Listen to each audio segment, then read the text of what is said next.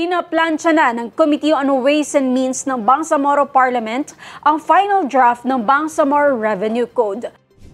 Ayon kay Committee Chairperson Attorney Jose Lorena, hihilingin nila ang pag-issue ng Certificate of Urgency mula kay Chief Minister Abdul Rauf Macacua upang mapadali ang pagpasa nito sa plenaryo. Kasabay nito, isinasagawa na rin ang masusing rebisyon sa mahigit 400 na seksyon ng panukalang batas habang inihahanda na rin ang opisyal na report na ipepresenta sa iba't ibang ministries at kay Chief Minister Macacua para sa kanilang pagsusuri. Ang Certificate of Urgency ay isang opisyal na dokumento na magbibigay daan sa mas mabilis na proseso ng pag-aproba. Ibig sabihin, maaaring agad itong talakayin at aprubahan ng Parliament kahit hindi na dumaan sa mahabang deliberasyon.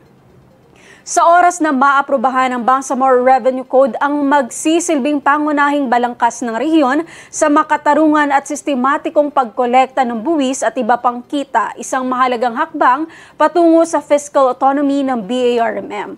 Target ng committee na maipasa ang panukalang batas bago matapos ang buwan ng Agosto. Next week, magkukombine ulit ang Committee on Ways and Means para ipapresent namin yung committee report.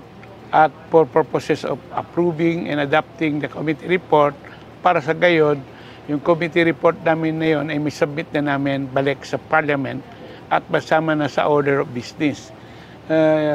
We are hoping na kasama ito sa August 18 order of business ng parliamentary session.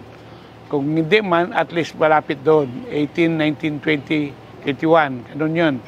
Pag nasama, at we are hoping that kung kulang lang ang mag-interpolate at wala ng proposed amendment, kay almost 1 year nakausap na rin natin ang members of the parliament, baka mapasa natin before the end of the session.